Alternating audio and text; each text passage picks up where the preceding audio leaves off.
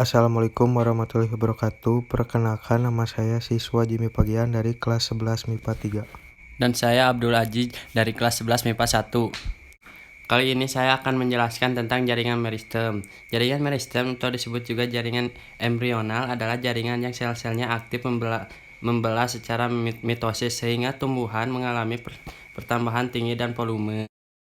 Ciri jaringan meristem. Jaringan meristem memiliki ciri 1. Terdiri atas sel-sel muda yang aktif membelah dan berukuran kecil. 2. Susunan selnya sangat rapat sehingga tidak memiliki ruang antar sel. 3. Bentuk selnya bulat, lonjong, poligonal, kuboid, atau prismatik dengan dinding sel-sel yang tipis. 4.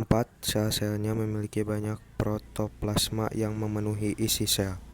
5. Sel-selnya memiliki satu atau dua inti sel yang berukuran besar. 6. Vakuola selnya sangat kecil atau tidak ada sama sekali dengan plastida yang belum matang atau berupa proplastida.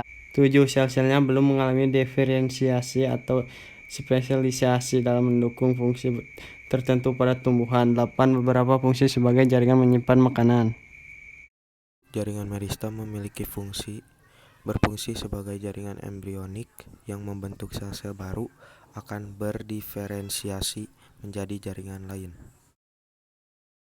Jenis-jenis jaringan meristem. Jaringan meristem dapat dibedakan berdasarkan posisi pada tubuh tumbuhan dan juga berdasarkan asal-usulnya. Berdasarkan posisi pada tubuh tumbuhan, yang pertama yaitu meristem apika, adalah meristem yang terletak di ujung batang utama, ujung lateral, dan ujung akar. Pertumbuhan ini disebut pertumbuhan primer. Lalu ada dua teori yang berkaitan dengan aktivitas titik tumbuh, yaitu teori tunika corvus dan teori histogen. Menurut teori tunika corvus, titik tumbuh terdiri atas dua lapisan, yaitu tunika dan corvus. Tunika merupakan lapisan pinggir yang terdiri atas satu atau beberapa arah lateral atau samping dan akan berdiferensiasi menjadi epidermis. Lalu corpus merupakan bagian pusat dari titik tumbuh yang terdiri atas sel-sel yang relatif berukuran besar dan mengalami pembelahan ke segala arah dan akan membentuk seluruh jaringan selain epidermis. Lalu ada teori histogen, dikemukakan oleh Huston. Menurut teori ini, titik tumbuh dibagi menjadi tiga lapisan. Yang pertama yaitu ada dermatogen, merupakan lapisan luar yang akan berkembang menjadi epidermis. Yang kedua, peribelum, merupakan lapisan tengah yang akan berkembang menjadi korteks. 3. Pleroma, merupakan lapisan dalam yang akan berkembang menjadi stele atau silinder pusat. B. Meristem interkalar. Meristem interkalar adalah meristem yang terletak di antara jaringan dewasa atau jaringan yang sudah terdiferensiasi. Meristem interkalar menyebabkan ruas batang bertambahnya panjang dan juga menyebabkan terbentuknya bunga. Jaringan yang terbentuk dari meristem interkalar termasuk jaringan primer. C. Meristem lateral. Meristem lateral adalah meristem yang terletak sejajar dengan permukaan batang atau akar. Contohnya adalah Cambium gabus dan Cambium vasculer. Aktivitas meristem lateral akan membentuk jaringan sekunder. Dan berdasarkan asal-usulnya dibagi menjadi tiga, yaitu promistem, meristem primer, dan meristem sekunder. Promeristem merupakan bagian awal dari meristem yang sudah ada, yaitu berupa daerah kecil pada ujung akar dan ujung batang.